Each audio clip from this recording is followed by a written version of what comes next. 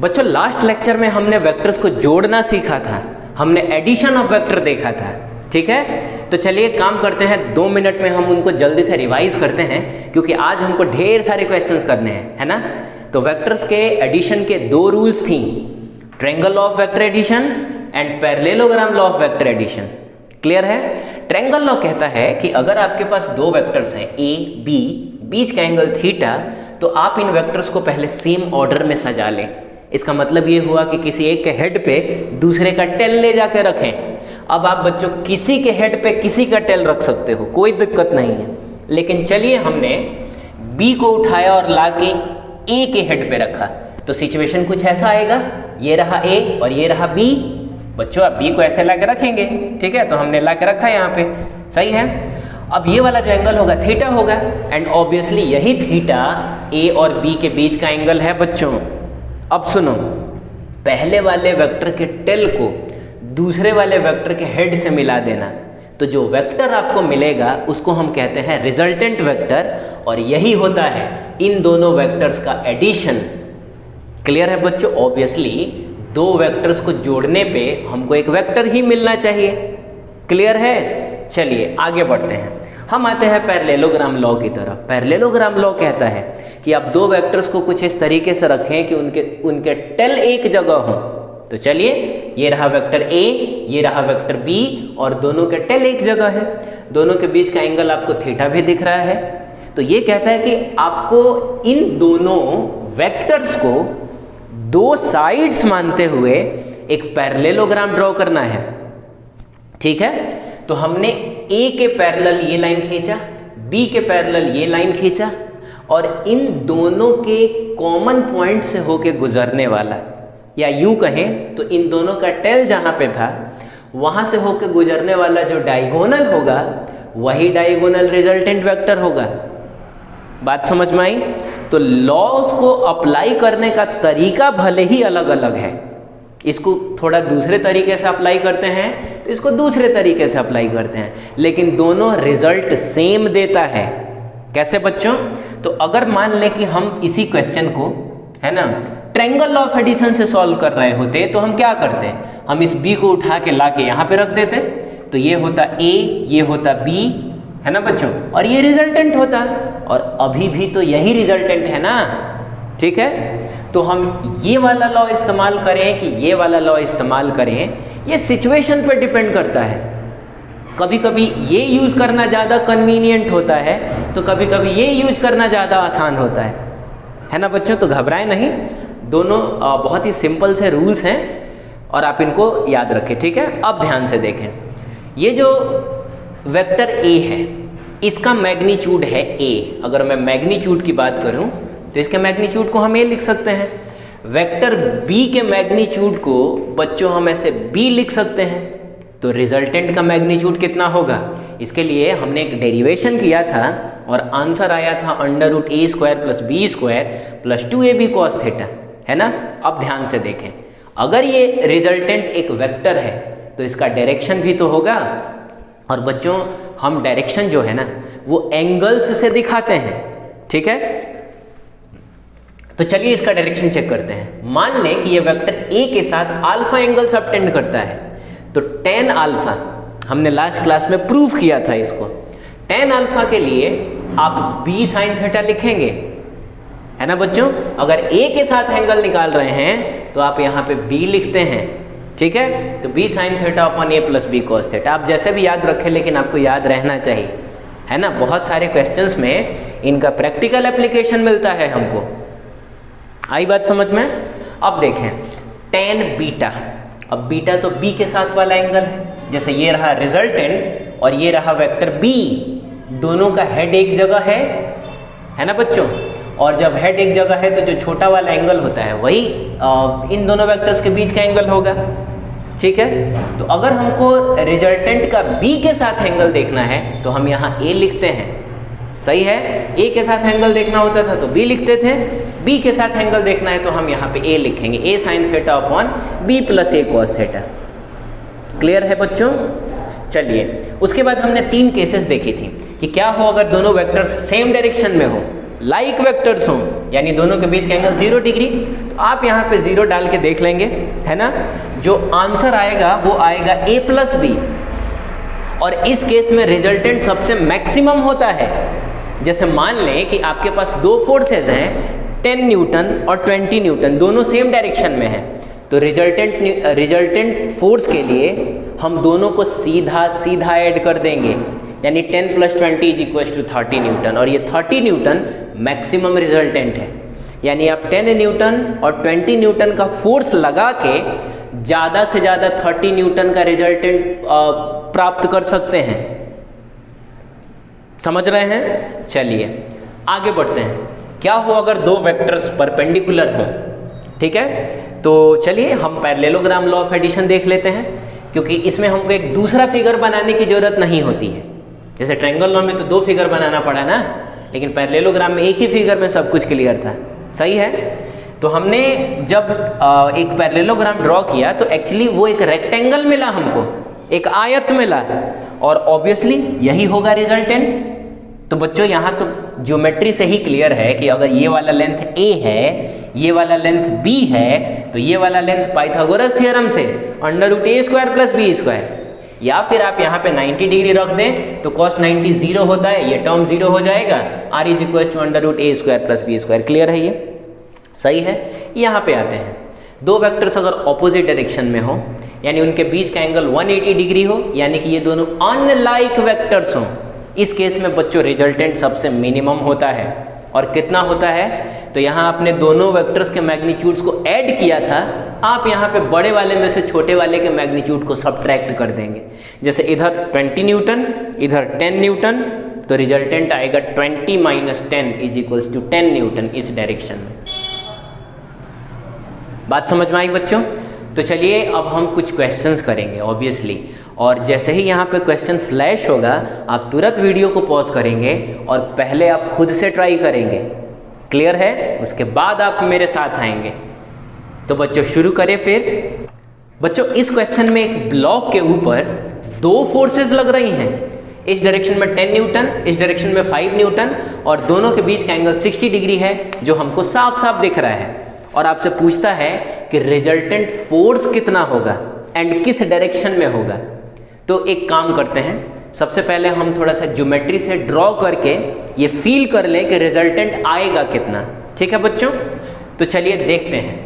मान लें कि ये जो फोर्स है ये F1 है और ये जो फोर्स है ये F2 है। क्लियर है? और चलिए इसको हम थीटा कह देंगे, थीटा की जगह पे 60 डिग्री। तो सबसे पहले बच्चों हम एक पैरेललोग्राम ड्रॉ करेंगे ताकि हम रिजल्टेंट फोर्स को, यानी कि नेट फोर्स को विजुअली देख सकें कि वो किस डायरेक्शन में लग रहा है या फिर कितना बड़ा लग रहा है। तो वो बच्चों कुछ ऐसा आएगा, यही होगा आपका F नेट, है ना बच्चों? क्लियर है? देखें मैंने यहाँ पे वेक्टर का साइन नहीं लगाया है, इसका मतलब ये है कि ये F2 सिर्फ इस फोर्स के मैग्नीट्यूड को रिप्रेजेंट कर रहा है, यानी मैग्नीट्यूड 10 न्यूटन का है। बात समझ रहे हैं? इस फोर्स का मैग्नीट्यूड 5 न्यूटन का है। तो चलिए हम F नेट निकालते हैं। ठीक है बच्चों? अब हम फॉर्मूला इस्तेमाल करेंगे √a² plus b² plus 2ab cos theta. तो हम लिखेंगे F1² plus F2² plus 2 into F1 F2 into cos theta. चलें वैल्यूज़ को पुट करें, है ना बच्चों? F1 की जगह पे हम रखने वाले हैं 5 न्यूटन का स्क्वायर प्लस F2 की जगह पे 10 न्यूटन का square plus 2 into 5 newton into 10 Newton into, और बच्चों मेरे cos 60 डिग्री की वैल्यू मुझे लग रहा है कि आपको पता है 1/2। क्लियर है ये? चलिए फिर और सॉल्व करें इसको। ये बनता है 25 न्यूटन स्क्वायर, 100 न्यूटन स्क्वायर, तो ये बन के ये ऐड होके बन जाएगा 125 Newton square plus 10 into 5 50 into 200, तो 100 Newton square, Newton into Newton Newton होगा, और इंटू बच्चों 1/2। अब 1/2 से आप इसको कैंसल आउट करेंगे तो ये 50 टाइम्स में कैंसिल होगा, है ना बच्चों? तो 50 Newton square plus 125 Newton square, ये बन जाता है आपका √175 न्यूटन स्क्वायर, और बच्चों न्यूटन स्क्वायर को आप बाहर निकालेंगे तो ऑब्वियसली ये न्यूटन बन के बाहर निकलेगा। क्लियर है? और इसको अगर आप तोड़ ताड़ के देखें तो ये 25 × 7 लिखा है ना बच्चों? तो हम कह सकते हैं 5√7, ये बन रहा है आपका 5√7 न्यूटन। ये सिंपल एक कैलकुलेशन था, फॉर्मूला बेस्ड क्वेश्चन था। अब रही बात एंगल की, तो मान लें कि ये जो रिजल्टेंट वेक्टर है, रिजल्टेंट फोर्स है, वो 10 न्यूटन के फोर्स के साथ अल्फा एंगल सबटेंड करता है। नहीं बच्चों, हम लोग लिख सकते हैं कि if alpha be the angle between F net force and F1। Clear है बच्चों? सही है? सॉरी F2 है ना, अरे ये तो F2 है ना, F net and F2, then बच्चों बताएं हम क्या लिख सकते हैं? tan alpha is equals to क्या लिख सकते हैं? हम F2 के साथ एंगल निकाल रहे हैं तो हम यहाँ पे F1 लिखेंगे, उसके बाद आएगा साइन थीटा अपॉन, अब यहाँ आएगा F2, F1 आ चुका, अब F2 आएगा, प्लस फिर आएगा F1 और कॉस थीटा। आप इसको सॉल्व करें, F1 की जगह पे हम रखते हैं 5 न्यूटन और साइन 60 डिग्री, है ना बच्चों? Sine 60 degree divided by 10 newton plus 5 newton into cos 60 degree. चलें इसको सॉल्व करें जल्दी से, है ना? सॉल्व करते हैं तो हमको मिल रहा है tan alpha is equals to sine 60 degree की वैल्यू √3/2, तो 5 newton into √3/2 divided by 10 newton plus 5 newton और साइन 60 कॉस 60 डिग्री की वैल्यू 1/2। क्लियर है बच्चों? अब ध्यान से देखो, आप जब इसको ऐड करेंगे तो ये 2 जो है वो 10 से मल्टीप्लाई होगा 20 बनेगा, 25 होगा, और नीचे वाला 2 और ये वाला 2 कैंसल आउट हो जाएगा, यानी ये बन रहा है 5√3, है ना बच्चों? और ध्यान से देखें, ठीक है कोई बात नहीं, 5√3 Newton divided by 25 Newton cancel out हो गया, और आंसर आ रहा है, इससे ये कैंसिल होगा तो √3/5।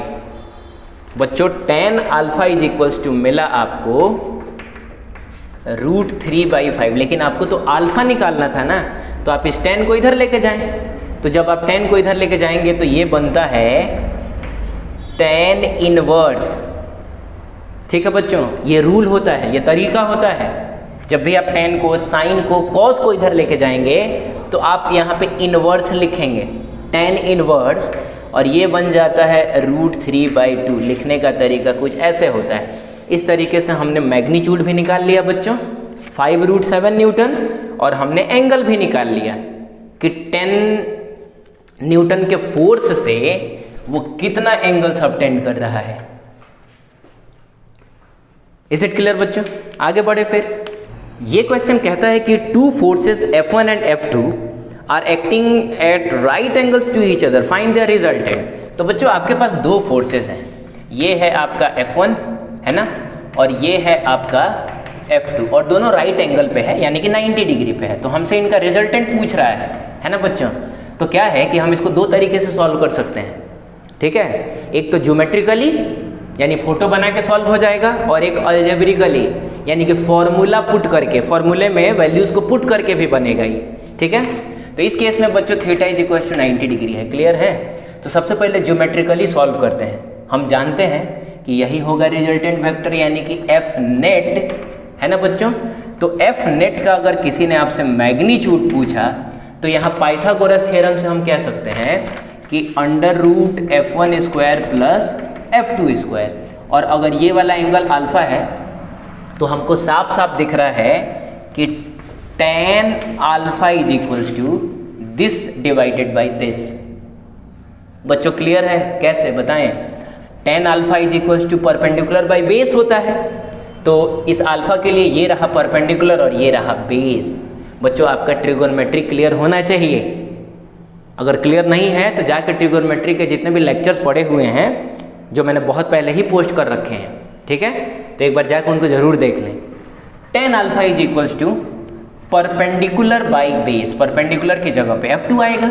ध्यान से देखें तो इसको अगर हम यहाँ लेके आए तो ये F2 ही तो है ना, मतलब ये जो लेंथ है उसको हम F2 से ही रिप्रेजेंट कर रहे हैं, ठीक है बच्चों, क्योंकि मैग्नीट्यूड को लेंथ से ही रिप्रेजेंट किया जाता है। तो ये हो जाएगा आपका F2 डिवाइडेड बाई F1, यानी कि हम कह सकते हैं कि alpha is equals to tan inverse F2 divided by F1, ठीक है। अब इसी क्वेश्चन को आप फॉर्मूले में पुट करके भी बना सकते थे। जैसे अगर आपको F नेट निकालना है, आप लिखते हैं under root F1 square plus F2 square plus 2F1 F2 और cos 90 डिग्री, cos 90 डिग्री की वैल्यू बच्चों 0, तो ये पूरे का पूरा टर्म 0 और आपको मिला under root F1 square plus F2 square. अगर आप फोटो नहीं भी बनाते हैं तब भी ये आ जाता, सही है। और अगर आपको अल्फ़ा लिखना है तो tan alpha is equal to, आप लिखते हैं अल्फ़ा F1 के साथ एंगल है तो हम F2 लिखेंगे, F2 sine 90 degree divided by F1 plus F2 और बच्चों cos 90 डिग्री। ये हम सेकंड मेथड देख रहे हैं, अलजेब्रिकली सॉल्व कर रहे हैं इसको, ज्योमेट्रिकली हो चुका है, ठीक है।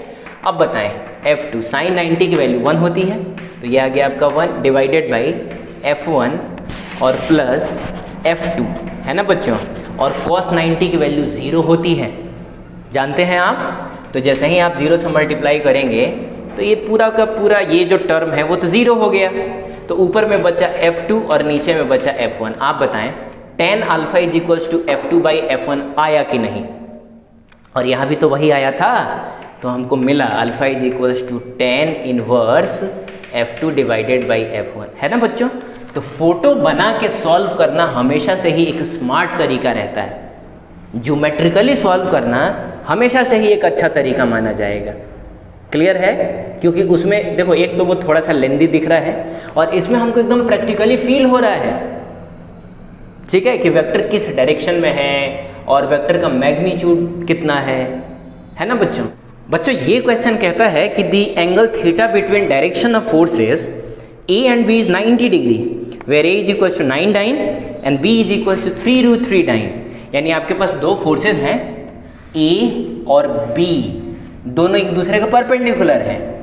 A का मैग्नीट्यूड है 9 डाइन एंड B का मैग्नीट्यूड है 3√3 डाइन। और बच्चों मैं आपकी जानकारी के लिए बता दूं कि डाइन फोर्स को मेज़र करने का एक सीजीएस यूनिट होता है, हम इसको पढ़ेंगे आगे चल के, ठीक है, यूनिट एंड डायमेंशन नाम के चैप्टर में। लेकिन मैं आपको एक बात और बता दूं, 1 न्यूटन जो होता है वो 10⁵ डाइन होता है, सही है बच्चों। और बच्चों भोजपुरी में डायन को डाइन कहा जाता है, ठीक है। तो हम कह सकते हैं कि जब 1 लाख डाइन मरी होगी तब जाके 1 न्यूटन पैदा हुआ होगा। और बात सही भी है बच्चों, बाल देखा था आपने न्यूटन का कैसा था। और वैसे भी मान लो कि अगर तुम्हारे पीछे कोई डायन पड़ जाए तो तुम तांत्रिक के पास जाते हो तो वो 2 घंटे 4 घंटे या 2 दिन 4 दिन 1 महीना 1.5 महीना में वो उससे पीछा छुड़ा ही देता है, डायन से पीछा छुड़ा ही देता है। लेकिन आप सोचे कि न्यूटन कितने दिनों से आपके पीछे पड़ा हुआ है, कई 100 सालों से, और न जाने कई हज़ारों सालों तक ये स्टूडेंट्स का पीछा करता रहेगा, समझ रहे हैं। तो बात सही भी है कि 1 लाख डाइन मरी होगी तो 1 न्यूटन पैदा हुआ होगा, समझ रहे हैं। तो ये याद करने का एक ट्रिक है ना। चलिए फिर आगे बढ़ते हैं, क्वेश्चन में देखते हैं कि हमसे क्या पूछ रहा था कि if resultant R makes an angle alpha with A. तो बच्चों जो आपका रिजल्टेंट होगा वो कैसा होगा, तो यही होगा पैरेललोग्राम लॉ ऑफ एडिशन। कहता है कि ये जो रिजल्टेंट है ना वो ए के साथ अल्फा एंगल सबटेंड कर रहा है, तो आप इस अल्फा की वैल्यू बताएं। तो बच्चों क्या है यार, ज्योमेट्री तुम देखो, इस फिगर को ध्यान से देखो, तुमको ये वाला लेंथ पता है बच्चों, वेक्टर का जो मैग्नीट्यूड होता है वो लेंथ से ही रिप्रेजेंट किया जाता है, पढ़ा था हमने। तो ये वाला जो लेंथ है यही वाला लेंथ है ना, तो ये है आपका, हम कह सकते हैं कि ये 3√3 डाइन है, क्लियर है बच्चों। और जो ये वाला लेंथ है वो है 9 डाइन। तो क्या हम tan alpha is equals to perpendicular by base 3√3 dyne divided by 9 dyne लिख सकते हैं क्या? समझ रहे हैं? देखिए आप ना कंफ्यूज ना करें कि सर लेंथ को हम डाइन से थोड़े रिप्रेजेंट करते हैं। यहाँ लेंथ जो है वो मैग्नीट्यूड के इक्विवेलेंट है, इक्वल नहीं है। मतलब इस लेंथ को हम मान के चलेंगे कि ये फोर्स का मैग्नीट्यूड है।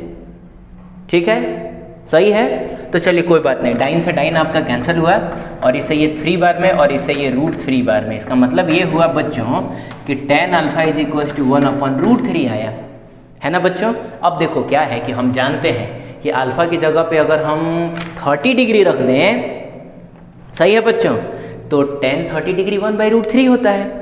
इसका मतलब है कि हम इस 1/√3 की जगह पे, सही है, 1/√3 की जगह पे हम लिख सकते हैं tan 30 डिग्री लिख सकते हैं बच्चों। अब अगर कंपेयर करें, काटते नहीं हैं, कंपेयर करते हैं, कंपेयर करें तो हमको क्या मिलेगा? Alpha is equal to 30 degree. Is it clear? तो यहाँ चूंकि हमको पता था, है ना, कि tan 30 डिग्री की वैल्यू 1/√3 होती है, तो इसका मतलब alpha is equal to 30 degree. तो इसको उधर ले जाके इन्वर्स बनाने की जरूरत नहीं है। लेकिन अगर ऐसा होता tan alpha is equal to आगे रहता 1/2, तो हमको तो पता ही नहीं है भाई कि किस एंगल पे tan थीटा की वैल्यू या tan अल्फा की वैल्यू 1/2 होती है। तो इस केस में हम क्या करते हैं, alpha is equal to tan inverse 1/2 लिख देते, tan को उधर लेके चले जाते। लेकिन यहाँ हमको पता था तो इसीलिए इनवर्स लिखने की जरूरत नहीं है, हम डायरेक्ट वो वाला एंगल लिख देंगे। सही है बच्चों। तो इस केस में हमारा आंसर हमको मिला 30 डिग्री। सही है, फॉर्मूला में मत पुट करना यार, वो tan alpha is equals to b sine theta, theta की जगह 90 डिग्री है ना, divided by a cos alpha. मतलब आंसर तो वही आएगा, sorry a cos theta, answer तो वही आएगा, आंसर तो आपका यही आएगा, लेकिन वो बिना मतलब का लेंथी होगा। ठीक है, तो फोटो बनाना और डायरेक्ट फोटो में से देख लेना tan alpha is equal to this by this आ रहा है। क्लियर है बच्चों? आगे बढ़े फिर। ये क्वेश्चन कहता है कि magnitude of resultant of 2 forces of magnitude 10 Newton and 6 Newton can be. यानी आपके पास 2 फोर्सेस हैं जिनका मैग्नीट्यूड 10 न्यूटन और 6 न्यूटन है। ठीक है, तो इनके रिजल्टेंट का मैग्नीट्यूड क्या क्या हो सकता है। ठीक है बच्चों, क्या क्या हो सकता है, तो बिल्कुल आप इसको पहले खुद से ट्राई करें। आप इसमें आंसर ढूंढ लें वीडियो को पॉज करके, उसके बाद आप फिर यहाँ पे आए। ठीक है बच्चों, चलिए हम देखते हैं। तो बहुत सारे लोगों का आंसर आता है 16 न्यूटन एंड 4 न्यूटन। बच्चों ये मल्टीपल करेक्ट है, एक से ज़्यादा आंसर हो सकता है। ठीक है, तो बहुत सारे लोगों का आता है 16 न्यूटन और 4 न्यूटन, और पूछने पे वो लोग कहते हैं, चलिए हम ऑप्शंस को लिख लेते हैं पहले। पहला ऑप्शन 2 न्यूटन, दूसरा ऑप्शन 4 न्यूटन, तीसरा यानी कि ऑप्शन नंबर सी जो है वो 10 न्यूटन है, ऑप्शन नंबर डी जो है 16 न्यूटन है, एंड ऑप्शन नंबर ई है आपका 20 न्यूटन, है ना बच्चों।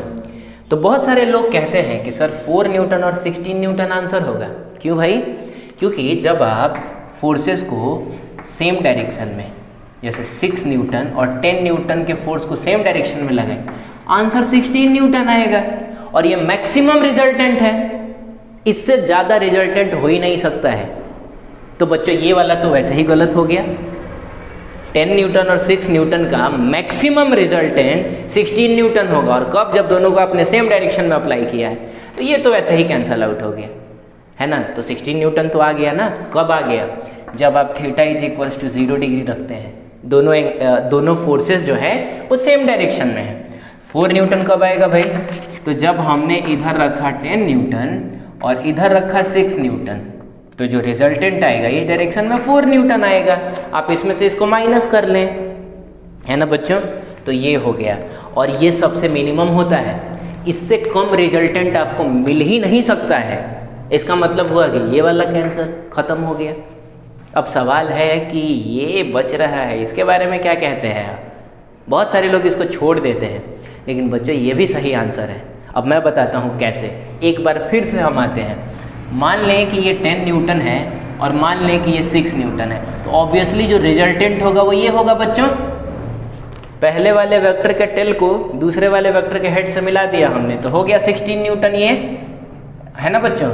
अब क्या है कि हम इसको घुमाते हैं, 6 न्यूटन को घुमाते हैं, ठीक है बच्चों। तो देखो क्या है ना यार कि ये जो रिजल्टेंट होगा वो थोड़ा कम हो जाएगा, यानी अब 16 से इससे तो ये कम ही दिख रहा है बच्चों, लेंथ कम हो गया, इसका मतलब मैग्नीट्यूड कम हो गया।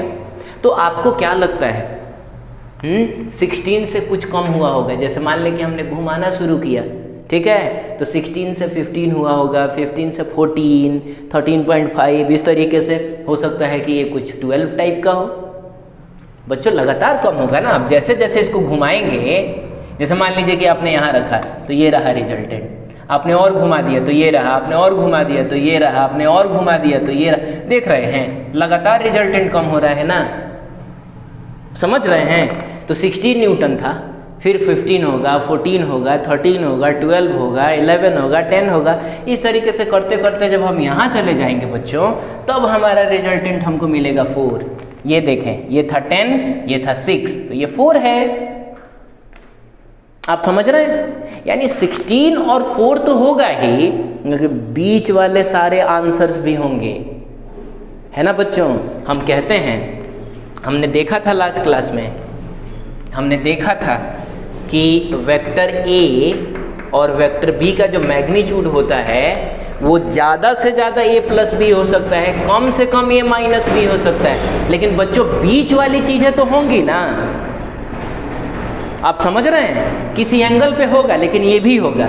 अगर मान लें कि 12 न्यूटन होता ना, वो भी होता, मतलब 4 न्यूटन और 16 न्यूटन के बीच में कुछ भी रिजल्टेंट आपको चाहिए तो किसी ना किसी एंगल पे वो रिजल्टेंट आपको मिल ही जाएगा, क्योंकि ये कंटिन्यूअसली कम हो रहा है। 16 से 15.9, फिर 15.8, 15.6, इस तरीके से लगातार कम हो गई, समझ रहे हैं।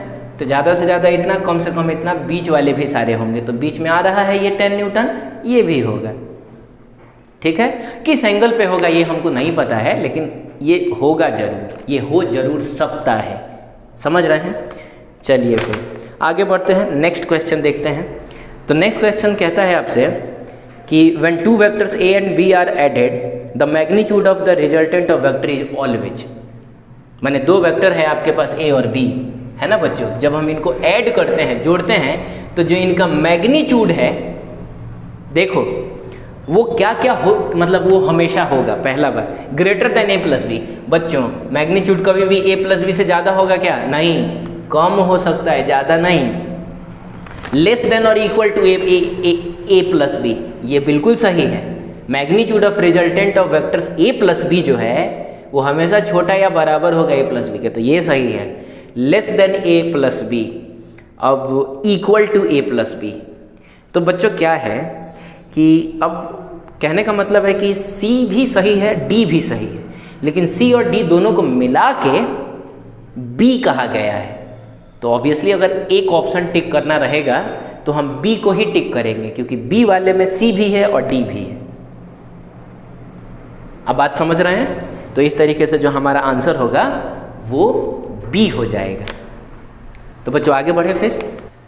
बच्चों अब हम कुछ स्पेशल केसेस देखेंगे जो कि बहुत इंपॉर्टेंट हैं और आपको इनको याद रखना होगा, क्योंकि इनका डायरेक्ट एप्लीकेशन हमको फिजिक्स में मिलता है, ठीक है। तो चलिए देखते हैं बच्चों। मान लें कि आपके पास 2 वेक्टर्स हैं जिनके मैग्नीट्यूड सेम हैं, और चलिए उनको डिफरेंट एंगल्स पे रख के देख लें कि रिजल्टेंट कितना आता है। सबसे पहले हम बात करेंगे theta is equal to 0 degree, यानी कि जो 2 वेक्टर्स हैं, मान लें कि इसका भी मैग्नीट्यूड a और इसका भी मैग्नीट्यूड a। बच्चों लेंथ सेम तो मैग्नीट्यूड सेम। तो जो बच्चों रिजल्टेंट आएगा ना, रिजल्टेंट जो आएगा वो होगा √a² प्लस 2aa और इंटू cos 0 डिग्री। बच्चों ध्यान से देखें तो ये a² प्लस a² है ना, और यहाँ पे लिखा हुआ है 2a², और ये cos 0 की वैल्यू 1 होती है। तो ये रहा 2a² प्लस 2a², 4a² हो जाएगा, है ना बच्चों। और जब आप इसका रूट लेंगे तो जो आंसर होगा वो 2a होगा। और ये तो बिल्कुल प्रूफ करने की भी ज़रूरत नहीं थी, ये तो हम जानते ही हैं कि a प्लस a अगर सेम डायरेक्शन में है तो सीधा सीधा जोड़ देंगे, है ना बच्चों। तो a प्लस a 2a हो जाएगा। 10 newton plus 10 Newton 20 Newton, same direction में। तो जो रिजल्टेंट होगा बच्चों, चलिए कुछ इस तरीके से दिखाएं कि ये डबल दिखाई दे, ठीक है। जो रिजल्टेंट होगा वो 2a होगा, याद रखना होगा। a और a सेम डायरेक्शन में, रिजल्टेंट 2a पहला। दूसरा, मान लें कि theta is equals to 60 degree है, तो चलिए 60 डिग्री ड्रॉ करते हैं। फिर मान लें, चलिए यहाँ ड्रॉ करते हैं। मान लें कि ये एक वेक्टर a है ना, और ये एक दूसरा वेक्टर है। ये दो अलग अलग वेक्टर्स हैं, लेकिन इन दोनों का जो मैग्नीट्यूड है वो सेम है, और इनके बीच का एंगल ऑब्वियसली 60 डिग्री है, याद रखेंगे। तो जो रिजल्टेंट होगा बच्चों, वो कुछ पैरेललोग्राम लॉ ऑफ एडिशन के हिसाब से देखें तो इस तरीके का आएगा, इस तरीके का। और बच्चों इतना तो क्लियर है ही कि ये 30 डिग्री और ये भी 30 डिग्री बीचों बीच होगा एकदम। देखा था लास्ट क्लास में हमने, अगर दोनों के मैग्नीट्यूड इक्वल हैं तो रिजल्टेंट एकदम बीचों बीच आएगा, तो एंगल निकालने की तो ज़रूरत ही नहीं है। अगर ये 60 है तो ये 30 और ये भी 30 होगा। क्लियर है? हाँ, हमको रिजल्टेंट निकालना पड़ेगा कि कितना है ये, ठीक है। तो बच्चों एक काम करते हैं, इसी फॉर्मूले में ना a square plus a square plus 2aa cos 60 degree. बच्चों cos 60 डिग्री की वैल्यू 1/2 आती है। अब 2 से 2 कैंसिल हो जाएगा, बोलो बच्चों। तो बचेगा a square plus a square यानी 3a स्क्वायर। तो रिजल्टेंट जो आने वाला है वो √3a स्क्वायर है ना बच्चों। और a स्क्वायर को बाहर निकालेंगे तो a बन जाएगा, यानी आंसर आएगा √3a। बच्चों याद रखना प्लीज़, रिजल्टेंट दो ऐसे वेक्टर्स है ना बच्चों जिनके मैग्नीट्यूड सेम है और बीच का एंगल 60 डिग्री है, 60 डिग्री है, आंसर √3a आता है। चलिए third number case, theta is equals to 90 degree. मान लें कि आपके पास ये एक वेक्टर a है, मतलब ये एक वेक्टर है जिसका मैग्नीट्यूड a है, और एक दूसरा वेक्टर है ये, लेकिन इसका भी मैग्नीट्यूड a है, बीच का एंगल 90 डिग्री। तो जो बच्चों रिजल्टेंट आएगा वो कुछ इस तरीके से आएगा। अब हालांकि थोड़ा सा मतलब ये छोटा दिख रहा है, ये बड़ा दिख रहा है, लेकिन आप एडजस्ट कर लेंगे। क्यों एडजस्ट करेंगे भाई, क्यों एडजस्ट क्यों करेंगे, बराबर दिखाओ फिर, ये लो फिर, ठीक है बच्चों। तो ये जो रिजल्टेंट होगा ना, इतना तो कंफर्म है कि 45 डिग्री पे होगा, एंगल निकालने की तो ज़रूरत ही नहीं है, नहीं। और रही बात मैग्नीट्यूड की, तो बच्चों ये है, अगर ध्यान से देखें तो ये एक स्क्वायर है, और स्क्वायर का जो डायगोनल होता है वो √2a होता है। क्लियर है? और वैसे भी अगर आप यहाँ पे 90 डिग्री रख देंगे तब ये पूरा 0 हो जाएगा ना, और मिलेगा आपको resultant is equals to under, ये तो पूरा 0 हो गया, तो रिजल्टेंट मिलेगा a square plus a square 2a square. अब a स्क्वायर को बाहर निकाल ले तो ऑब्वियसली √2a आएगा। तो ये तो यार बिल्कुल याद रहना चाहिए, बहुत इंपॉर्टेंट है ये वाला। a तो रिजल्टेंट √2a, f तो रिजल्टेंट √2f, r तो रिजल्टेंट √2r। याद रखोगे बच्चों। चलिए आगे बढ़ते हैं, फोर्थ नंबर पे आते हैं हम। थीटा इज इक्वल्स टू ना 120 डिग्री। बच्चों ये भी इम्पॉर्टेंट है, और मैं आपको बता दूं कि cos 120 डिग्री की वैल्यू -1/2 होती है। हालांकि ट्रिगोनोमेट्री में हमने सीखा है सॉल्व करना इसको, ठीक है, कि कैसे आता है ये, लेकिन फिर भी अभी के लिए आप याद रखेंगे। तो पता है ये कैसा दिखने में होगा, ये रहा वेक्टर a, ये रहा वेक्टर a, है ना बच्चों। तो जो रिजल्टेंट आएगा, पैरेललोग्राम ड्रॉ करें, है ना, उतना अच्छे से ड्रॉ नहीं हुआ, फिर से ड्रॉ करें, ये रहा पैरेललोग्राम। तो रिजल्टेंट बच्चों, रुको एक सेकेंड, ये अच्छे से ड्रॉ नहीं हुआ है एक्चुअली, मैंने जो बनाया है ना 120 डिग्री, थोड़ा सा और इधर आएगा।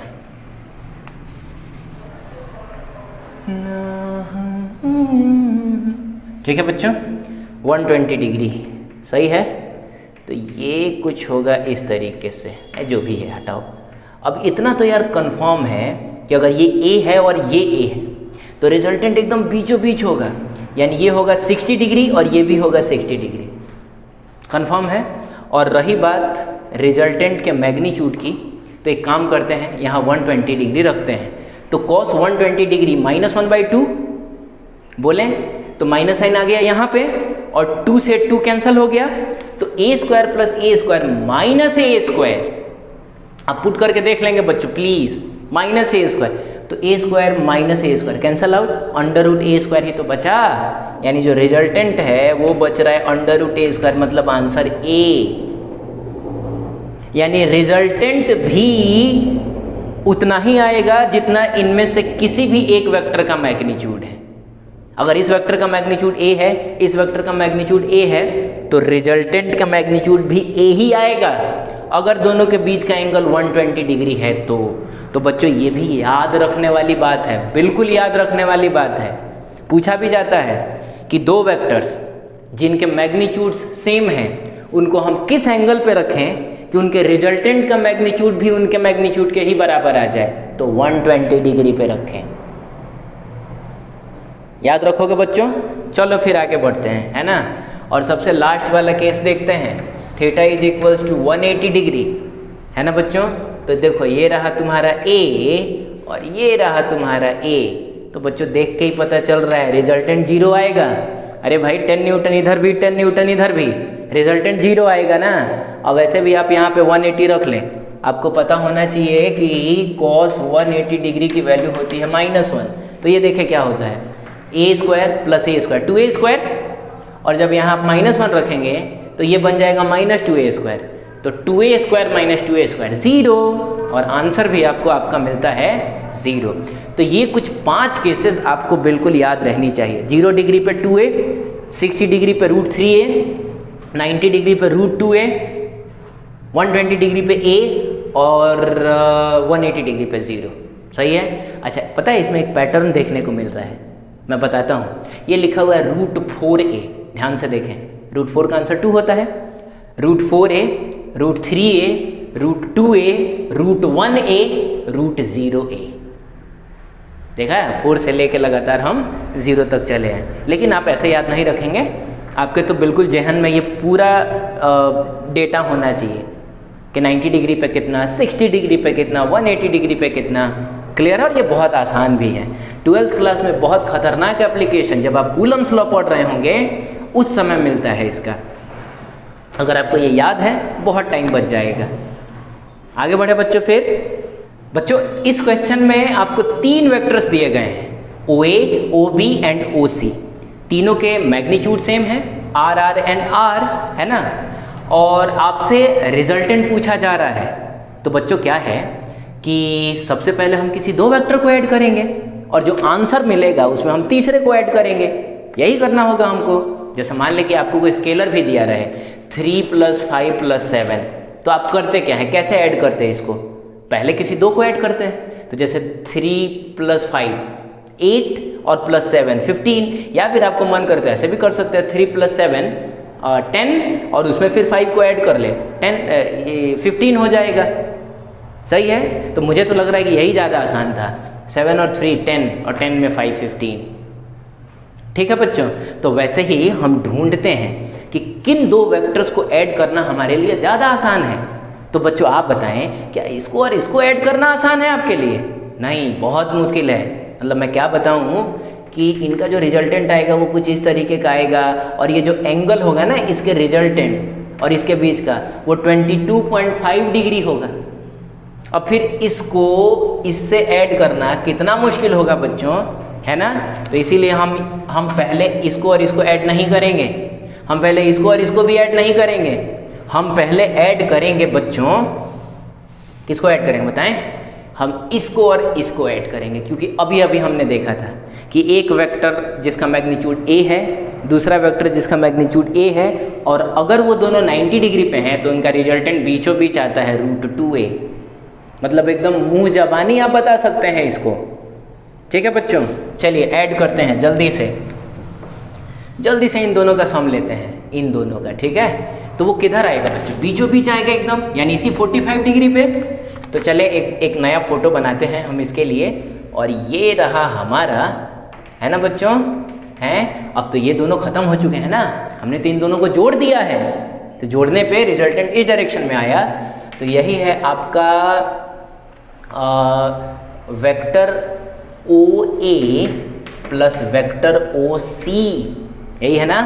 ओ ए और ओ सी को जब आप ऐड करेंगे तो यही मिलेगा। और बच्चों इसका जो मैग्नीट्यूड आएगा ना वो आएगा √2r, अभी देखा था हमने, ठीक है। तो इन दोनों को जोड़ दिया, लेकिन ये तो अभी बचा है ना, तो आप इसको इसी डायरेक्शन में लिख दें, इसी डायरेक्शन में, ठीक है बच्चों। और ये है आपका r, है ना। अगर हम बात करें तो ये O है और ये आपका B है, सही है। अब फिर से जोड़ते हैं। अब देखें दोनों वेक्टर्स सेम डायरेक्शन में है ना, और जब बच्चों दो वेक्टर सेम डायरेक्शन में होता है तो जब हम उसका रिजल्टेंट निकालते हैं तो उसके लिए हम उसके मैग्नीट्यूड को सीधा सीधा ऐड कर देते हैं, है ना। 10 न्यूटन, 20 न्यूटन, कितना 30 न्यूटन। तो ये दोनों वेक्टर सेम डायरेक्शन में है तो इनके मैग्नीट्यूड्स को हम सीधा सीधा ऐड कर देंगे। यानी बच्चों अब जो हमारा रिजल्टेंट आएगा वो लंबा सा आएगा। अब हमने इस वाले वेक्टर में इस वाले वेक्टर को ऐड कर दिया है, आएगा तो इसी डायरेक्शन में ना। तो ये है बच्चों, पता है क्या, OA plus OB and plus OC, और इसका जो मैग्नीट्यूड आएगा बच्चों, देखो इतना तो है कि ये 45 डिग्री है, मैग्नीट्यूड आएगा। इसके लिए हम इसको और इसको सीधे सीधे ऐड कर देंगे। जैसे मान लें कि अगर ये 10 न्यूटन होता है, ये 20 न्यूटन होता, आंसर इस डायरेक्शन में 30 न्यूटन हो जाता, सीधे सीधे ऐड करें। तो बच्चों बताएं कितना होगा ये, r प्लस √2r। इसका मतलब है कि r को कॉमन ले लें, 1 प्लस √2 आ जाएगा। तो देखा आपने, हमने इन तीनों के रिजल्टेंट का मैग्नीट्यूड भी निकाल लिया, r × 1 प्लस √2, और हमने डायरेक्शन भी निकाल लिया कि 45 डिग्री। कितनी आसानी से सॉल्व हो गया ये, क्लियर है। आगे बढ़े फिर, तो ऐसे कई सारे सिचुएशंस हमको मिलेंगे आगे चल के, है ना बच्चों। चलिए फिर आगे बढ़ते हैं। नेक्स्ट क्वेश्चन कहता है कि if vector a plus b का जो मैग्नीट्यूड है वो वेक्टर a के मैग्नीट्यूड और वेक्टर b दोनों के मैग्नीट्यूड के बराबर हो, तो एंगल बिटवीन a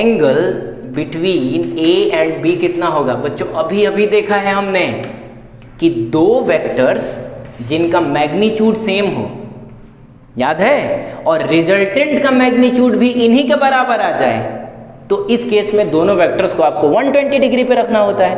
अभी देखा था हमने, क्लियर है। तो इसका जो आंसर होगा वो D हो जाएगा, है ना बच्चों। अब चलिए हम आगे बढ़ते हैं। If the angle between two forces increases the magnitude of their resultant, दो फोर्स के बीच का एंगल आप बढ़ा रहे हैं तो रिजल्टेंट का मैग्नीट्यूड क्या होगा। मान लें कि ये दो फोर्स हैं, तो शुरू में एंगल 0 डिग्री, मैग्नीट्यूड मैक्सिमम, आप जानते हैं जैसे जैसे हम एंगल को बढ़ाते जाएंगे मैग्नीट्यूड कम होते जाएगा, और 180 डिग्री पे आके मैग्नीट्यूड मिनिमम।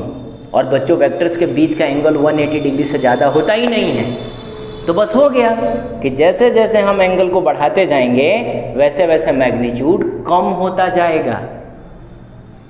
अब बात समझ रहे हैं। तो इसका आंसर हो जाएगा आपका, इसका आंसर हो जाएगा A, डिक्रीजेस।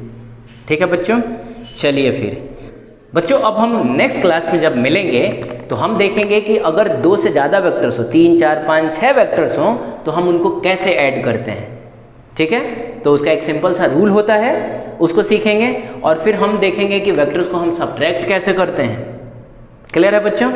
तो मिले फिर नेक्स्ट लेक्चर में। चलिए फिर, थैंक यू।